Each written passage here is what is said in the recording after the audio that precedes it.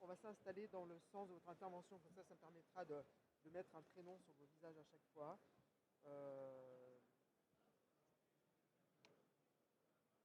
Okay. Je pense que c'est Pierrick qui doit intervenir peut-être en premier. Alors, ce qui était dans le, dans le truc, je pense. Donc, allez, on peut s'asseoir. Peut-être Pierrick juste derrière toi, je pense. Après, c'est Jérémy. Jérémy. Après, c'est Emilien. Okay. Après, c'est Dylan. Je commence la question à Pierrick. J'enchaîne après sur Jérémy. Merci Jérémy. On va ensuite faire Emilien. Ouais, on est d'accord. Et on finira par Dylan en local. Bon, alors moi j'ai fait que 2 parcs. J'ai fait forcément Walibi parce que je suis lyonnais. Et j'ai fait Disney parce que forcément, qui n'a pas fait Disney dans sa vie, peut-être vous. Vous en restera 2. Et bien avec plaisir. Voilà, en tout cas, ça m'a permis de découvrir pas mal de choses sur avoir un œil différent que le simple spectateur qui vient visiter un parc d'attractions. Et effectivement, on ne pense pas que derrière, il y a toute une mécanique de jardinier qui ne peut pas intervenir quand il veut. Et puis, des contraintes, mais il y a des contraintes spécifiques au parc d'attractions. Contraintes entre l'horticole, les contraintes de la visite et la scénarisation quand il y a besoin pour certains d'entre vous. L'arboriste, c'est qui? Toi? C'est toi? Voilà. Donc voilà, il y a plein de choses à faire. Donc on est assez fourni, hein. Je pense que même si vous êtes court un moment, voilà. Dès que je sens de toute façon que n'essayez pas de broder, si vous n'êtes jamais intervenu au micro, Pierrick peut-être que je ne sais pas, faut pas broder. Hein. Vous avez fini, moi j'arrive derrière, boum, j'envoie soit à votre collègue, soit je vous pose une question. Hein. Tranquille. Pour mettre les slides, pour avancer, c'est le vert, pour reculer, c'est le rouge. Et donc du coup, nous, on va en face. Et vous avez le retour de ce que voient les gens affiché en gros sur l'écran qui est à côté de nous. Ok.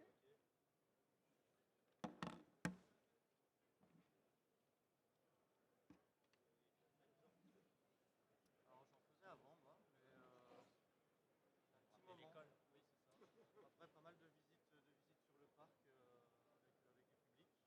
Et sinon des retours de conférences après des sorties de cinéma. On avait un ou deux documentaires sur les arts. On était intervenu derrière pour expliquer ce qu'on faisait. D'accord. C'est sympa, ouais, ça passe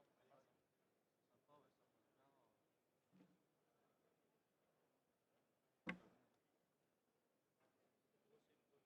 C'est vrai? Ouais, je suis pas très à l'aise.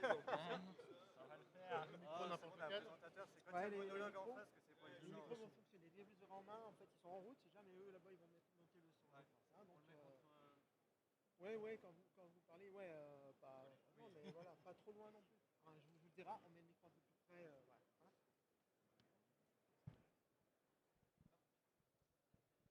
Mes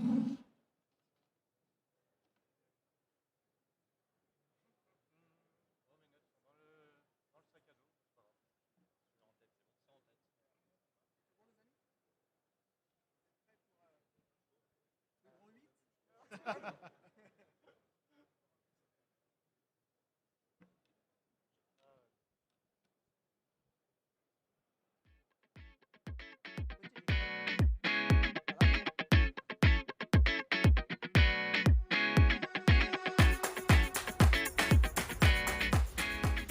Eh bien bonjour à tous, midi 15, on est pile poil dans le programme et nous allons parler des jardiniers des parcs d'attractions. Alors quand on pense parc d'attractions, on imagine tout de suite d'abord les montagnes russes, la musique, les décors géants, mais on oublie souvent que derrière chaque univers féerique, il y a des jardiniers qui travaillent dans l'ombre, souvent à l'aube ou tard le soir, pour que ce soit tout prêt à l'ouverture. Alors à Disneyland Paris par exemple, ce sont environ 450 hectares d'espace vert, 33 000 arbres, des centaines de milliers d'arbustes et 1 million de fleurs plantées chaque année. C'était un des plus grands projets paysagers de ce début de siècle, hein, je crois, en Europe en tout cas. Citons aussi Nigloland, Le Pal, Walibi Rhône-Alpes, plus proche pour nous. Ces parcs sont aussi reconnus pour leurs paysages, leurs arbres remarquables et leurs rivières naturelles. Alors le métier de jardinier dans un parc d'attractions, c'est différent. Il faut transformer un simple espace vert en univers immersif. Vous avez sans doute visité déjà ces parcs d'attractions. Il faut parfois faire peur avec des silhouettes torturées, apaiser avec des lagunes, évoquer la jungle ou le Far West, rien qu'avec des végétaux. Et pendant que les visiteurs s'amusent, les équipes de jardiniers, elles, travaillent sans jamais casser la magie, parce que ça reste quand même une priorité. Alors dans cette table ronde, vous saurez comment on immerge un visiteur dans une histoire grâce au végétal. Vous allez découvrir aussi comment on conçoit l'intégration paysagère d'une attraction, comment on gère un patrimoine arboré dans un parc. Et enfin, comment on intègre concrètement la biodiversité. Et pour en parler, nous avons la chance d'être entourés de 4 professionnels qui vivent ces enjeux au quotidien, chacun d'eux dans un parc emblématique. Vous les connaissez tous les 4.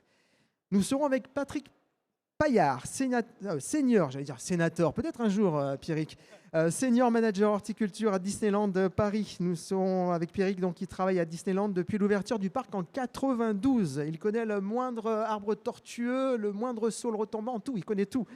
Il pilote aujourd'hui l'un des plus grands projets paysagers d'Europe, je le disais. Il coordonne les équipes et les apprentis. Il va nous expliquer comment les jardiniers parviennent à immerger le visiteur dans une thématique tout en gérant l'entretien du parc. Jérémy Dieu, juste à la droite de Pierrick, il est responsable service espace vert et nature à Nigloland. C'est marqué sur la veste. C'est un pur produit de Nigloland jusqu'au bout. Jérémy est passé par tous les postes. Et aujourd'hui, le poste d'homme sandwich aussi apparemment. Il a été stagiaire, job d'été, apprenti, jardinier, puis responsable d'une équipe qui entretient environ 40 hectares d'espace vert. Il va nous parler, lui, de ce qui fait la réussite d'une intégration paysagère dans la conception d'une attraction, des premiers croquis jusqu'aux contraintes de chantier et aux obligations de résultat. Juste à sa droite, Émilien Desjours, arboriste grimpeur dans le PAL, le parc Le PAL. Émilien consacre depuis 18 ans sa vie au paysage et à la nature, dont une grande partie comme arboriste grimpeur au PAL. Le PAL, c'est un parc d'attractions où animaux et milieux naturels cohabitent sur plusieurs dizaines d'hectares. Il va partager avec nous sa vision de la gestion des arbres dans un parc d'attractions. Et juste à côté, enfin, nous serons avec Dylan Guinet, manager espace vert à Walibi Rhône-Alpes. C'est notre voisin. Dylan a grandi professionnellement à Walibi Rhône-Alpes, à côté du kangourou, là. C'est ça, vous avez grandi juste à côté? Ouais, d'accord. L'apprentissage, ensuite saisonnier, CDI, puis manager des espaces verts depuis 2019 sur un site de 35 hectares, 34 attractions et plus de 600 000 visiteurs par an. Il pilote l'équipe qui entretient l'image du parc tout en intégrant une forte dimension environnementale. On en parlera dans quelques minutes. Il viendra nous expliquer donc comment la biodiversité est progressivement intégrée au cœur du parc. Une introduction longue pour un sujet fort passionnant. Et on va commencer ce voyage dans les coulisses des parcs d'attractions avec Disneyland Paris. Pierrick Paillard, vous êtes senior manager horticulture à Disneyland Paris. Vous êtes là depuis l'ouverture, je le disais, depuis 1992. Vous parlez souvent de vos équipes comme des jardiniers du spectacle, Pierrick. Alors, quand on crée un univers, une zone autour d'une attraction, comment ça se passe concrètement pour le végétal? Bonjour à tous. Écoutez, merci d'abord au Salon Paysalia de nous accueillir et de mettre en avant nos beaux parcs d'attractions qui font rêver des millions de visiteurs tous les ans. Alors effectivement, avant de parler de concepts et puis de thématiques, j'aime bien parler d'humain parce qu'à la base de tout, il y a l'humain. En fait, on peut avoir un super environnement, on peut essayer de créer une super ambiance, mais c'est l'homme qui est à la base de tout. Et j'ai eu la chance, en fait, en 1992, de rencontrer le jardinier privé de Walt Disney. Donc, Walt Disney, il aimait faire rêver, il réalisait, et puis il aimait faire des challenges. Donc, tout le monde connaît Walt Disney, mais personne ne connaît Bill Evans. Et moi, j'ai eu la chance de faire le tour du parc avec ce monsieur, qui avait un certain âge, mais alors qui était encore très à l'affût. Et on parcourait le parc et il me disait, Pierrick, là, il y a trop d'arbres. Là, ce n'est pas la bonne couleur. Là, il n'y a pas assez de fleurs. Donc, il avait vraiment l'ambiance dans les veines. Et tous les jours, quand je vais sur le parc, forcément, je pense à lui. Et les jardiniers, je transmets ça au niveau des jardiniers de spectacle, de manière à vraiment créer l'ambiance et avoir la bonne thématique. Ça, c'est très important. Et je dirais que ce qui est très important pour avoir une bonne ambiance, une bonne thématique, c'est le souci du détail. C'est le souci du détail partout. Il faut faire attention parce que la végétation, elle peut aussi masquer des façades, des attractions, des boutiques, des attractions. Et c'est tout ce travail de contrôle et d'entretien que les jardiniers spectacles doivent faire pour mettre en avant tout ce décor. Mais ce qui est très important avec le végétal, c'est que c'est lui qui amène le visiteur dans une ambiance, que ce soit dans une attraction, dans un restaurant. Et donc Bill Evans, effectivement, quand on sait que c'est lui qui a créé tous les parcs Disney, il est venu en 1992 donc à Paris. Et franchement, voilà, c'est tous les jours, je pense à lui. C'est votre mentor, Pierrick. C'est ça, c'est le mentor, la légende. Alors, Pierrick, comment on traduit justement une ambiance en choix d'arbres, de couleurs? Comment ça se passe? Alors, sur le parc Disneyland, vous avez plusieurs ambiances, plusieurs thématiques. Et ce qui caractérise vraiment donc l'ambiance, c'est le végétal. Donc on ne retrouve pas du tout le même végétal sur les différentes thématiques, sauf que des fois, on peut trouver le même végétal. On a par exemple, alors là vous avez les 5 thématiques. Donc vous avez l'entrée principale où vous avez une rue, la rue où est né Walt Disney, donc, qui est dans les années 1900, où là le végétal, ça doit être vraiment très léché, très fleuri, le gazon, les découpes parfaites. Après, vous allez donc sur l'univers de Frontierland qui est là complètement différent, c'est le climat aride. Donc on retranscrit cette végétation aride avec le gravillon rose, mais aussi une végétation type méditerranéenne. Et là, vous avez des jardiniers qui taillent la végétation toute l'année. On doit faire sentir que la plante elle a du mal à pousser dans les espaces verts. Et à contrario, donc vous avez juste à côté Adventureland, où là, c'est la jungle et les tropiques. Et on crée même des sous-ambiances dans ces territoires, puisque vous avez l'Asie qui est représentée avec des forêts de bambou, vous avez le Maroc avec son sable du Sahara, donc une autre thématique, mais c'est la jungle et les tropiques, et ce qui fait la difficulté chez nous, c'est qu'on est ouvert vraiment toute l'année, donc même au mois de février, on doit vraiment se sentir dans cette végétation de jungle.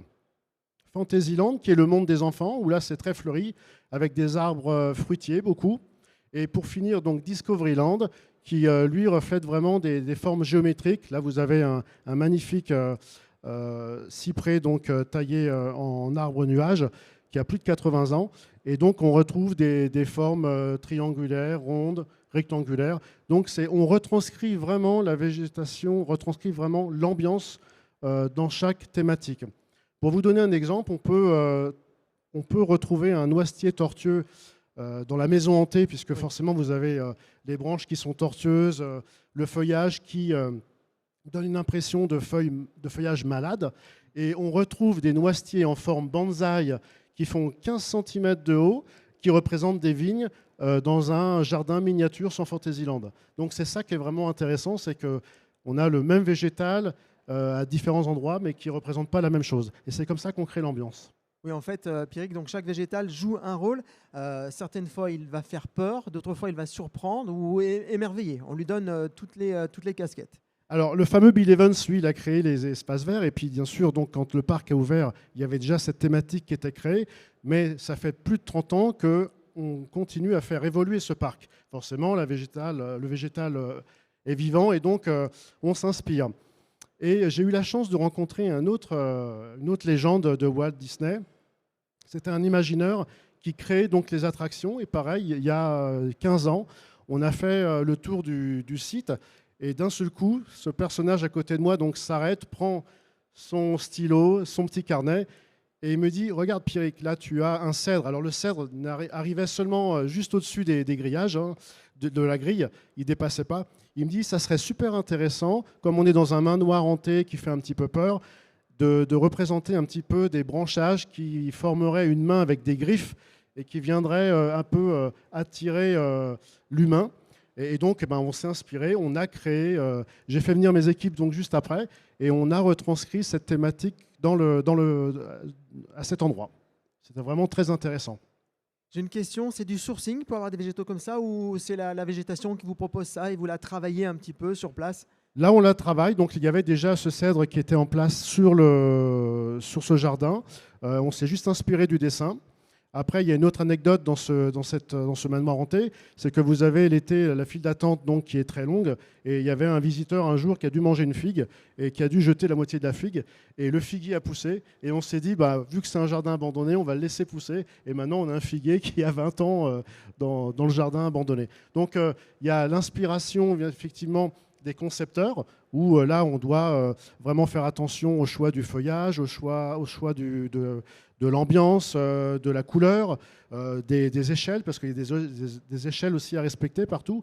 Mais il y a aussi des histoires, des anecdotes qui sont racontées comme ça quand on fait les fameux ortitours. Ah oui, les Hortitours, justement, alors ça se passe comment? Des visiteurs? Ça se passe dans le cadre d'une entrée à Disney ou c'est Oui. vraiment une organisation Oui, à alors part? vous pouvez, c'est vraiment une visite exceptionnelle puisque ce sont des jardiniers qui sont formés en tant que guides et qui racontent un petit peu ce que je fais là, hein. Toutes les anecdotes donc, du site avec les explications de comment on fonctionne donc dans notre travail. Et effectivement, ça dure 1 h 30 et vous déambulez dans les grandes artères du parc et on raconte la thématique, l'ambiance et notre façon de travailler. On a fini avec la palette végétale, on va maintenant parler des défis ou vous avez d'autres exemples, Pierrick, à nous montrer? Alors, là, c'était un autre exemple également du travail que font ces fameux jardiniers de spectacle, puisque la nature, effectivement, elle est tout le temps en train de grandir et d'avancer. Et donc, on se doit de faire attention à ce qu'il y a derrière le végétal. Quand je parlais tout à l'heure d'ambiance et de thématique, c'est important de penser aux collègues qui sont peintres, voilà, qui peignent les façades et qui font tous les décors. Si on laisse pousser, vous voyez, l'image a été prise au même endroit, avant intervention et après intervention. C'est là où on voit que les jardiniers de spectacle ont tout leur attrait. C'est qu'on a des photos qui sont prises tous les jours et c'est important qu'on puisse voir au travers les boutiques, les restaurants, mais aussi les attractions. Très bien, on a fini sur cette palette végétale, Pierrick. Alors maintenant, on va parler des plus gros défis. Alors à Disney, ce sont forcément des millions de visiteurs par an. Il y a des taupières à tailler plusieurs fois par an, des kilomètres de réseau d'arrosage. Quels sont, Pierrick, les plus gros défis pour vos équipes au quotidien? Je ne sais pas, les horaires, l'usure de sol, la météo, la sécurité. Quels sont les plus gros défis? C'est tout ça en même temps. Tout ça en même temps, c'est-à-dire? Oui, alors déjà, ce sont les contraintes horaires. Nous, on ne doit pas nous voir. Quand je vous racontais qu'on était en 1900 dans la rue principale à Wynne-et-Watt, il n'est pas question de voir un jardinier avec un tailleur thermique. Ça ne serait pas terrible. Donc, ce sont les contraintes horaires. Le parc ferme très tard et ouvre très tôt. Et donc, on a des équipes qui travaillent vraiment que de nuit et des équipes qui travaillent le matin sur les parcs et ensuite l'après-midi qui basculent sur les hôtels, puisqu'on a également 6 hôtels à thème avec des jardins vraiment extraordinaires également. Donc, il y a la contrainte des horaires. Il y a la contrainte aussi que c'est une vraie ville, hein. On est 20 000 personnes.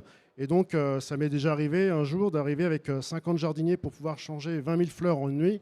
Et là, il y a les chars de la parade qui passent en même temps que nous. Ah, ils sont prioritaires, donc on ne peut pas planter nos fleurs. Comment on fait? C'est des contraintes que d'autres paysagistes n'ont pas sur des jardins libres le matin. Ils arrivent dans toute la journée. Là, non, vous, il faut vraiment. Donc, on a vraiment solutionné la chose en mettant au point donc, un système informatique où tout le monde rentre ses travaux de nuit. Et quand il y a des coactivités, voilà, il y a des priorités qui sont faites. Donc maintenant, ça n'arrive plus. Mais il y a eu quelques anecdotes comme ça. Les contraintes météo, nous, tous les jours, à 9h01, quand le parc ouvre, tout doit être nickel, fleuri. On ne peut pas avoir donc, de massif en terre. Ça, c'est vraiment une contrainte. Chaque personne, il y a des personnes qui viennent de l'autre bout du monde. Donc, ils viennent peut-être une fois dans leur vie à Disney à Paris. Il faut qu'ils aillent de la fleur, même en plein mois de février. Donc, la contrainte climatique est importante. Et donc, on se doit de travailler la nuit pour vraiment faire ces changements de fleurs chaque nuit. On a des contraintes de sol aussi, puisque c'était des champs de betteraves avant. Et donc, la terre a été chaulée pour pouvoir maintenir toutes ces infrastructures. Donc, notre végétation est comme si c'était un petit peu dans des bacs. Même nos arbres. Et donc, c'est un suivi très régulier d'alimentation, d'arrosage. On ne comprenait pas à un moment donné, on avait tous nos séquoias sur l'hôtel séquoiage qui mouraient, qui dépérissaient. Et en fait, on s'est aperçu qu'on n'arrosait pas assez ces séquoias à la sortie de l'hiver. Dès le mois de février, ils avaient soif. Il y avait une concurrence entre eux. Et donc, voilà, il a fallu s'entourer. Et c'est pour ça que je fais aussi beaucoup de salons. C'est pour rencontrer des personnes, des personnes qui sont experts dans chaque domaine et qui nous apportent leur science pour aider à dompter cette nature. On a parlé des défis. Rapidement, une question que je poserai à vos collègues après. Le plus gratifiant pour un jardinier dans un parc, c'est quoi, Pierrick, qui est le plus gratifiant? Je pense que c'est de voir tous ces visiteurs qui vraiment font des photos, des milliers de photos tous les jours de nos espaces verts. Et puis sur les hôtels, ils ont l'occasion de rencontrer les jardiniers. Donc il y a toujours cette sympathie à l'égard de nos métiers parce que vraiment, on apporte vraiment du bonheur plein les yeux. C'est vrai que nous, à Disney, c'est le royaume magique. Et vraiment, les espaces verts font vraiment partie intégrante de cette magie. Et quand on voit sur les réseaux sociaux cette mise en valeur, que ce soit sur les fleurs, les arbres, partout, ça, c'est vraiment très gratifiant. Merci Pierrick, merci pour cette promenade au cœur de Disneyland Paris. On va maintenant quitter les terres de Mickey pour partir dans un autre parc très très végétal au cœur de la forêt d'Orient, dans l'Aube, à Nigloland. Alors Jérémy Dieu, vous êtes responsable du service espace vert et nature à Nigloland, comme je le disais tout à l'heure. Vous avez fait tout votre parcours dans ce parc, des stages à votre poste actuel. Vous gérez environ 40 hectares arborés, une rivière protégée et des arbres centenaires. Alors quand une nouvelle attraction est imaginée à Nigloland, vous arrivez à quel moment autour de la table? Est-ce que vous pouvez nous raconter un petit peu les grandes étapes, la phase avant-projet pour le paysage? Bonjour à tous. Du coup, je vais vous présenter moi cette partie-là. La particularité pour nous, en tant que concepteurs et réalisateurs des attractions dans un parc, c'est de savoir quand on intervient, comment on intervient. Et du coup, pour moi, la phase où j'interviens, c'est juste après la réalisation de tous les plans techniques. Il y a une partie atelier, conception, qui va travailler sur où on mettait l'attraction, pourquoi on la met à cet endroit. Et moi, pendant cette période-là, je dois juste être curieux d'écouter pour prendre les petites notes. Et je vais intervenir juste après le moment où la direction et la partie technique a décidé d'installer un grand 8 à tel endroit. À partir de là, il y a plein de petites questions qui vont venir se greffer à ça. En partie, mon rôle à ce moment-là, ça va être de venir embellir la zone et aussi d'amener toutes mes contraintes techniques pour que tous ensemble, on puisse faire le meilleur aménagement possible. Donc cette partie avant-projet, moi je vais vous la détailler en 4 parties qui me semblent essentielles. Donc nous à Nigloland, la première partie, ça va être l'état des lieux. Ça veut dire que pour nous, il est inconcevable de couper un arbre pour couper un arbre. Ça veut dire que si on décide de faire une attraction à un endroit, on doit toujours se poser la question, qu'est-ce qu'on peut conserver comme arbre? Qu'est-ce qu'on peut conserver comme milieu, s'il y a une rivière, s'il y a quoi que ce soit? Donc tout ça, ça passe par cette phase d'état des lieux. On en discute. Après, malheureusement, il y a des choix à faire. Mais quoi qu'il arrive, tous les choix sont faits à partir d'un état des lieux et d'une table ronde entre nous pour discuter de ce qu'on veut conserver ou pas. Ensuite, tout à l'heure, à Disney, on parlait des différents quartiers. C'est un petit peu la même forme dans tous les parcs d'attractions. Donc moi, je vais parler d'intégration paysagère. On ne peut pas poser une attraction au milieu du parc sans qu'elle ait de sens avec tout ce qui l'entoure. Donc en fait, l'intégration, elle va se faire naturellement ou quand le visiteur vient, s'il n'est jamais venu avant, il ne doit pas voir que c'est forcément une nouvelle attraction. Il doit juste voir que c'est la continuité et qu'on passe d'une zone à une autre, d'un manège à un autre, sans avoir de transition brutale. Ça, c'est hyper important. Troisième partie, on va parler de la thématisation en elle-même. Donc, je vous parlais de la conception qui est réalisée par l'architecte et les designers. Eux, ils imposent un thème qu'ils ont défini avec la direction.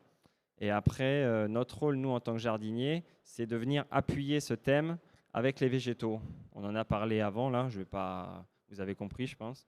Mais l'idée, c'est de toujours être dans un thème collé à ça et que le visiteur se sente naturellement transporté, soit dans un endroit exotique, soit dans un endroit type manoir hanté qui va faire peur. Et rien que la végétation plus les lampadaires ou la déco qu'il va voir doit le faire voyager et doit le transporter ailleurs, quoi. Enfin, le plus simple, on va dire, parce qu'une fois qu'on a fait tout ça, on a déjà bien travaillé, le plan de plantation. Trouver la bonne plante au bon endroit pour créer le meilleur effet, ça c'est essentiel. Et j'ai parlé aussi des réseaux espaces verts, parce qu'en fait, quand on bosse sur une attraction comme ça, vous allez voir après sur d'autres photos, il y a toute une partie visible du visiteur et il y a toute une partie invisible. Le visiteur, il ne doit pas voir l'arrosage, il ne doit pas voir toutes les petites choses qui sont mises en place pour que nos végétaux soient magnifiés, quoi. Il n'y avait pas une petite transition. Du coup, pour suivre... Alors justement, on parle de contraintes paysagères. Et là, je pense qu'on va peut-être parler de ce projet Kabayana 2025. 35 entreprises y ont participé. Est-ce que c'est là où on va aborder justement ce qui va vraiment changer dans la donne d'une attraction? C'est ce qu'on... Je vais juste parler des contraintes, là. Eh ben, on continue avec les contraintes sur ce projet 2025. Ouais, du coup, je voulais insister sur les 2 contraintes pour moi qui sont principales dans la conception d'un projet et la réalisation. C'est la coactivité. Pour vous donner une idée, voilà, sur notre dernier, on a créé un hôtel avec des cabanes sur pilotis. Ça représente 35 entreprises qui ont travaillé quasiment non-stop, les unes après les autres ou les unes en même temps que les autres. Ça veut dire quoi? Ça veut dire qu'on doit s'adapter tous les jours. On doit planifier nos travaux. On doit faire en sorte de faciliter le travail de l'entreprise qui est à côté, tout comme elle doit faciliter notre travail à nous. Et en fait, c'est cet effet de groupe qui fait qu'on arrive à sortir dans des temps très courts des projets assez pharaoniques. Et 35 entreprises, on va parler de tout corps de métier. Par exemple, là, sur l'hôtellerie, on a les gens qui montaient les cabanes, on a les gens, les électriciens, on a les maçons, les terrassiers, les jardiniers, tous les corps de métier que vous pouvez imaginer. Donc, naturellement, en fait, on est obligé de travailler tous ensemble et de tous s'entraider pour faciliter le travail de tout le monde. Et la deuxième contrainte que je voulais vous présenter aussi, c'était le compromis. C'est quelque chose que j'ai appris au fur et à mesure. Souvent, on travaille dans des endroits un peu restreints où tout le monde a envie de faire quelque chose. Là, par exemple, je pense à l'hôtel, on doit installer une clim. On doit installer un brise-vue pour cacher la vue parce qu'on ne veut pas voir son voisin. Et à partir de là, on vient voir le jardinier et on lui demande, eh ben, il te reste 1 mètre de large et il faut que tu caches la vue sur 10 mètres de profondeur. Et ben, ça fait partie du compromis. On discute, on trouve des solutions pour arriver toujours à ce que la finalité soit la plus jolie possible.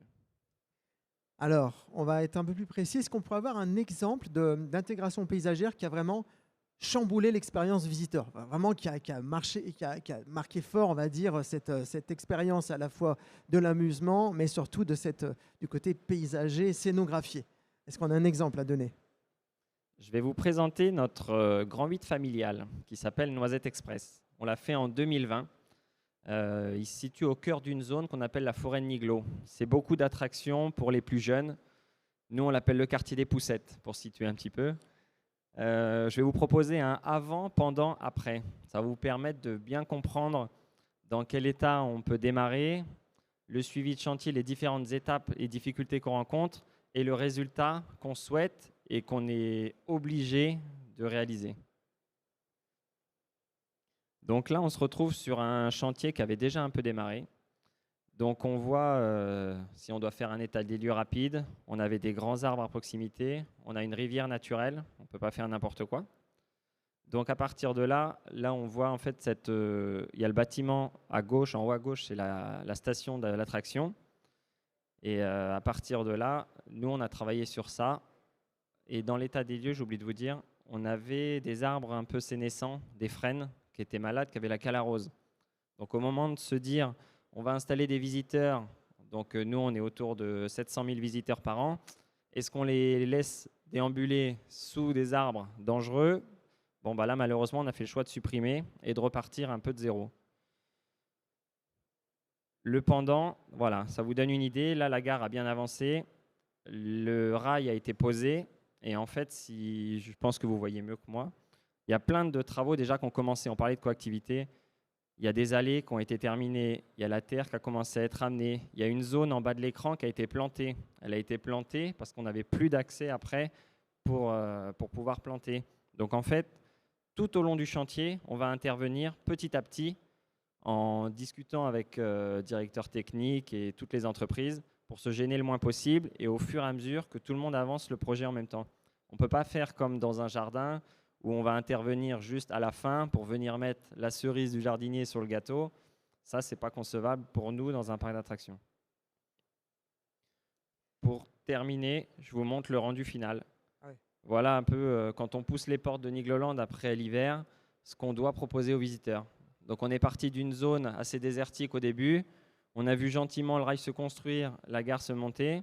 Et là, on propose une attraction où le visiteur rentre dans un faux arbre avec un petit toit bleu. Et là, il se retrouve dans une file d'attente complètement immergée dans la végétation avec des arbres, des arbustes, du couvre-sol, et tout ça un peu en effet forêt, un peu très dense pour que tout de suite ils se sentent bien. Et ça, c'est un super projet où on a proposé aux visiteurs une immersion dans un esprit forêt en 5 mois de temps. Merci Jérémy. Quel conseil, Jérémy, vous pourriez donner aux paysagistes ou maîtres d'ouvrage qui vous écoutent et qui collaborent sur sur ce type de projet? Quels sont les conseils que vous pourriez leur donner? Le conseil que je peux donner, c'est qu'aujourd'hui, par exemple, moi, je me déplace dans un salon comme Paysalia pour trouver toujours des nouveautés, des choses, des éléments techniques, des choses qui peuvent nous faire progresser et surtout déplacer toujours un peu plus les limites.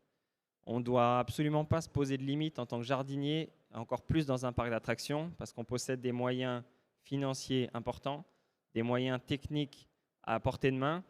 Et en fait, il ne faut jamais reculer devant une idée un peu folle. Avant, c'était inconcevable de faire une toiture végétalisée, maintenant on en voit partout.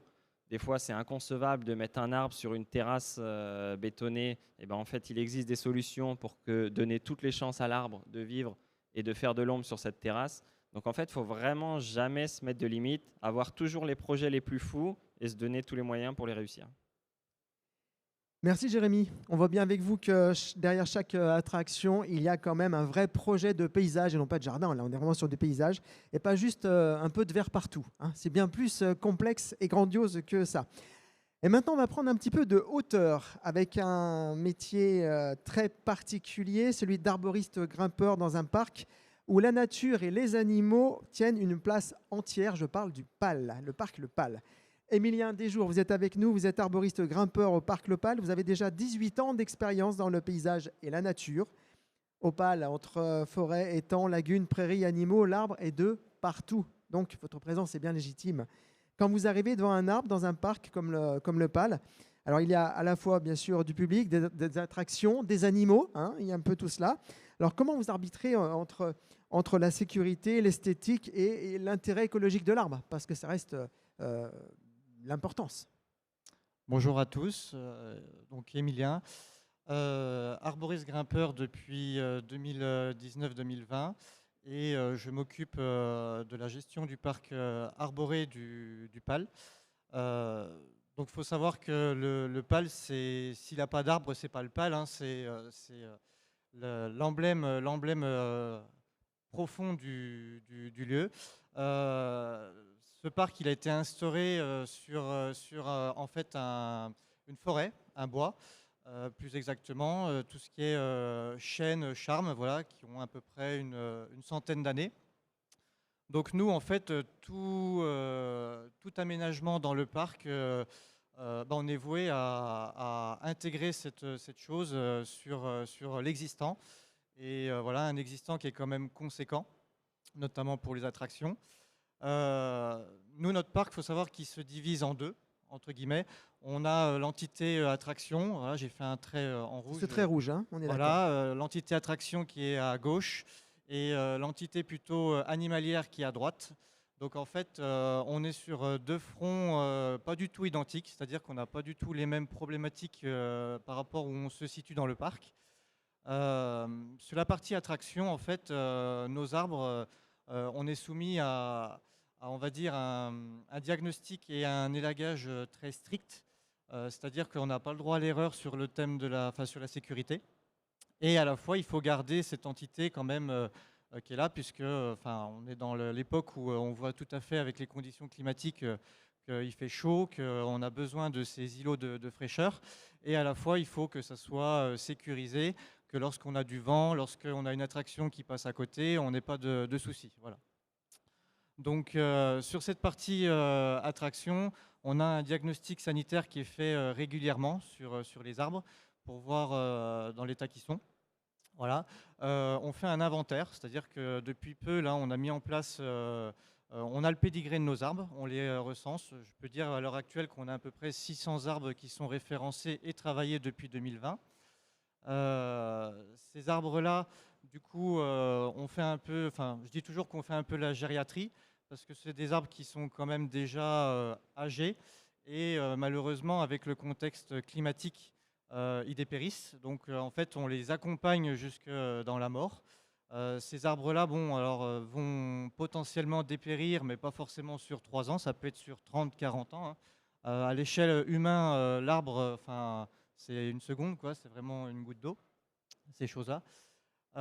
Concernant la partie attraction, en fait, on a un gros rôle aussi au niveau gestion patrimoine. je reviens à ce que disait Jérémy sur l'aménagement des nouvelles attractions. Ce qu'il faut savoir, dans les années avant, quand on mettait en place un parc, on avait tendance à partir de zéro, c'est-à-dire qu'on rasait la zone où on ne prenait pas en considération ce qu'il y avait au naturel. Ça a tout changé. Maintenant, on est vraiment là-dessus. On est strict et on veut du végétal. Pour vous donner un ordre d'idée, maintenant, sur une nouvelle attraction, on référence les arbres avec des systèmes GPS. On les insère grâce au géomètre sur les plans et les designers et les constructeurs de roller coaster prennent en considération ces contraintes, entre guillemets, pour qu'on ait un maximum de végétation qui reste sur place. Voilà. La partie animalière, on est vraiment sur toute autre chose. Donc, à l'époque, dans les zoos, on le voyait, on avait des petits enclos. Les animaux étaient vraiment conditionnés dans des petits enclos. Et en fait, nous, on a des soucis de piétinement. Je peux par exemple vous donner l'exemple de l'enclos des loups, qui est anciennement un enclos de cervidés. Les arbres ont beaucoup souffert, où en fait les cervidés venaient se frotter contre les arbres. Donc on avait des grosses plaies. On avait également un tassement du sol, puisque du coup ils étaient concentrés sur de petites zones. Voilà. Du coup aujourd'hui c'est une réelle problématique. Donc on essaye de conserver ce patrimoine avec ces soucis. Si par exemple l'enclos loup, on n'avait plus d'arbres, ça n'a plus du tout la même thématique, hein, il faut se le dire. Tout ce qui est conception tout ce qui est conception sur les enclos, on fait également attention à tout ce qui est le comestible. On a des essences qui ne sont pas forcément comestibles avec certaines espèces. Je pense notamment le faux acacia pour les girafes. Voilà. Après, est-ce que c'est ce côté-là aussi à intégrer dans votre démarche? C'est ça, ouais.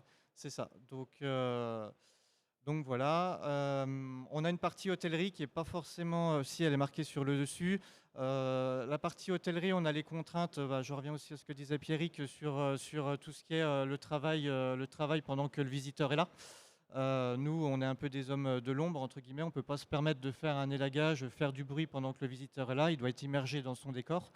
Donc on essaye de travailler avec du matériel électrique sur les zones de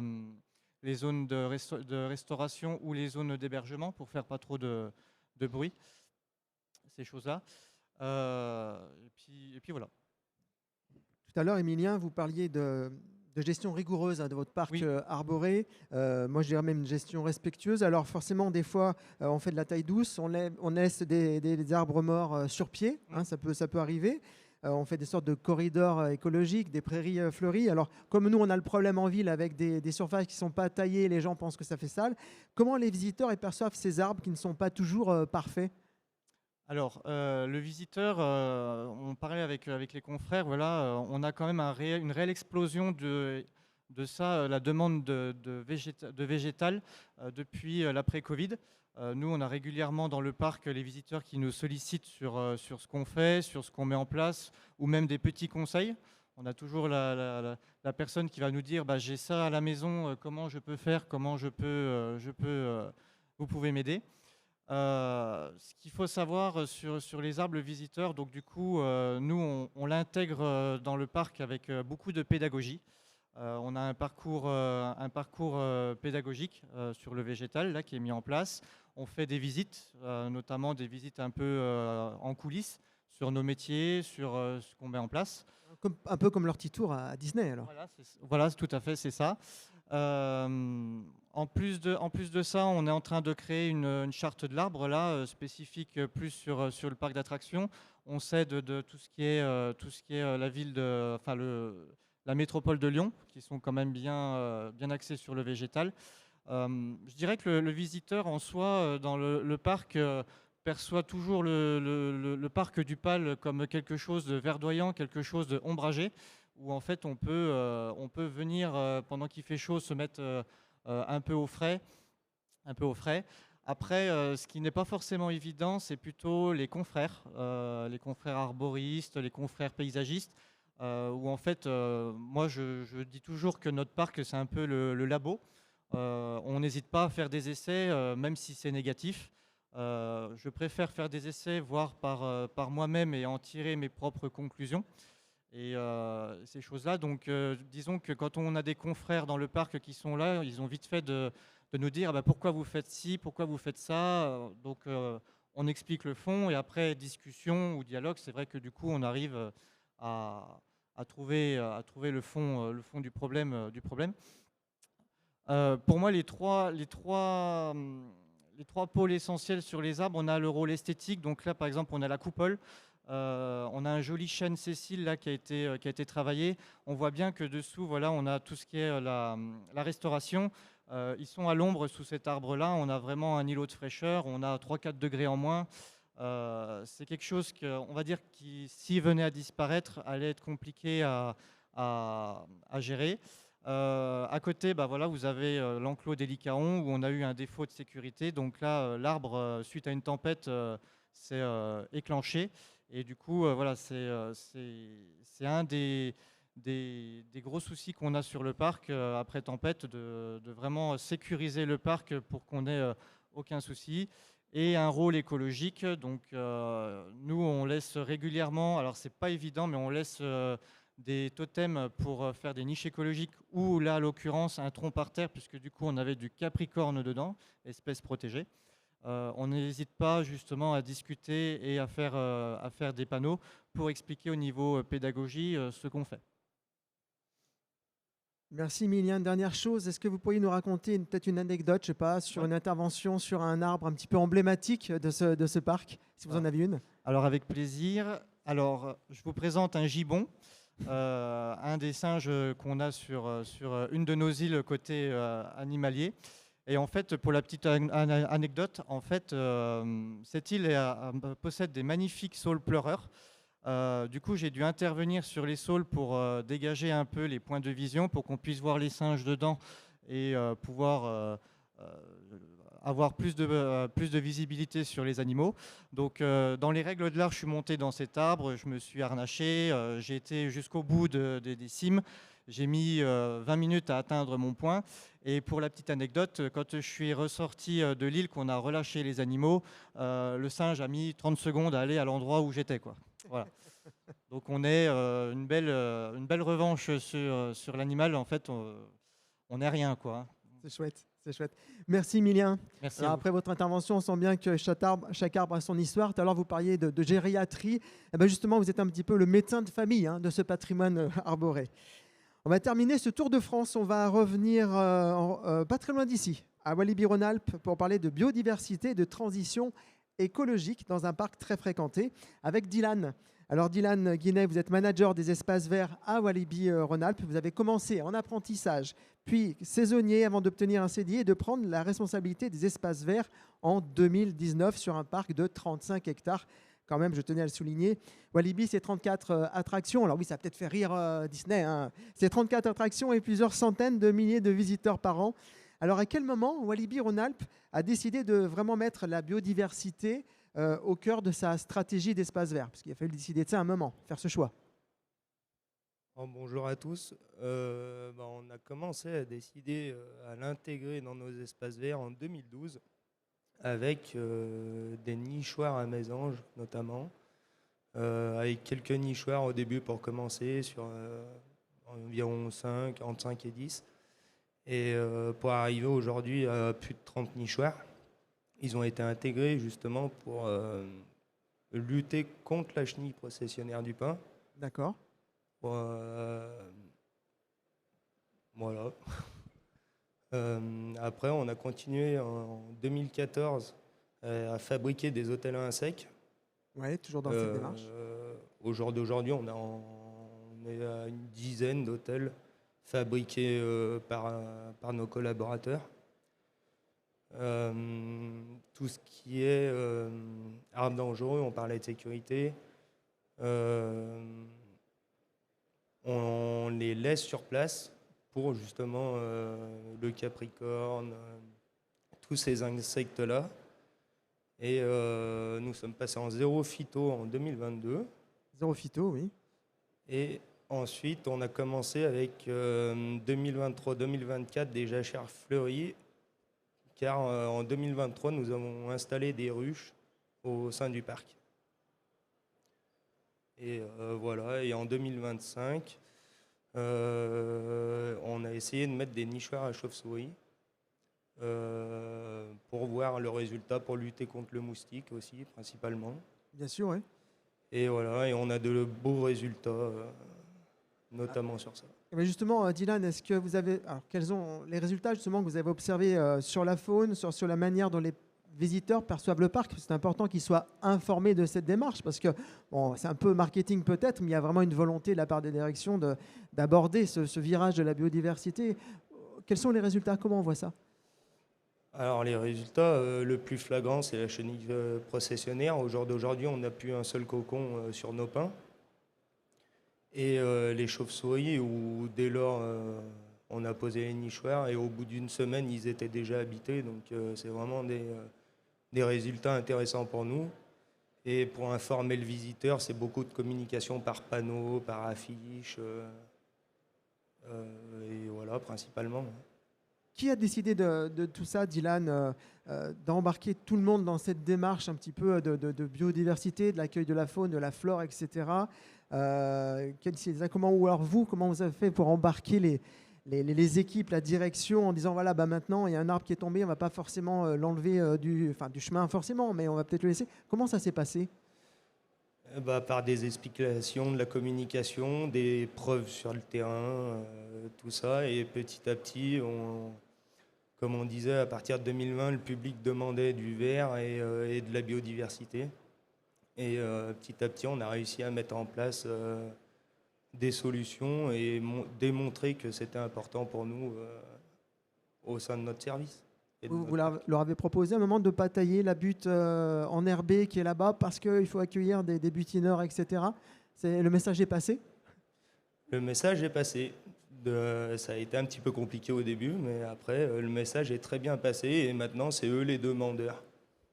Alors on va dire que vous êtes plus jardinier en fait, Dylan, maintenant. Vous êtes un petit peu le pédagogue de la transition écologique Walibi-Rhône-Alpes. C'est un peu ça? Vous avez changé de casquette ou pas? On a un peu changé de casquette. On devient pédagogue, beaucoup d'explications, beaucoup de communication et tout ça là-dessus. Et maintenant, tout le monde est bien lancé dans le projet. Ça, c'est le résultat final et bravo. Bravo pour cette démarche. On arrive à la fin de cette table ronde. Merci à tous les quatre. Je crois qu'on ne regardera plus jamais un parc d'attractions de la même façon maintenant. Alors, en résumé, ces jardiniers élagueurs, responsables d'espaces verts, sont à la fois des techniciens, des scénographes, des gardiens du vivant, et même des jardiniers du spectacle, hein, Pierrick disait tout à l'heure.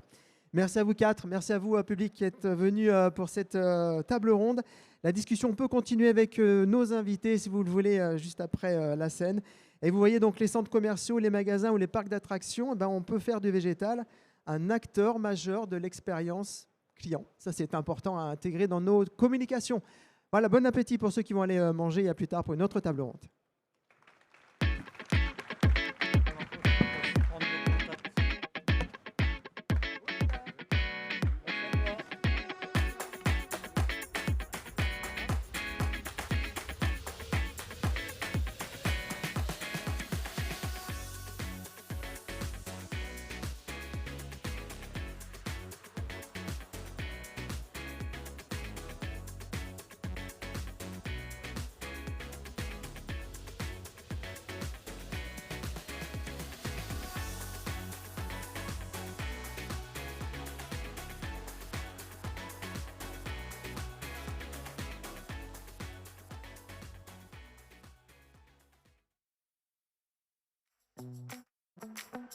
Lui, c'est l'Oursoide. Il est incroyable et terriblement sympa.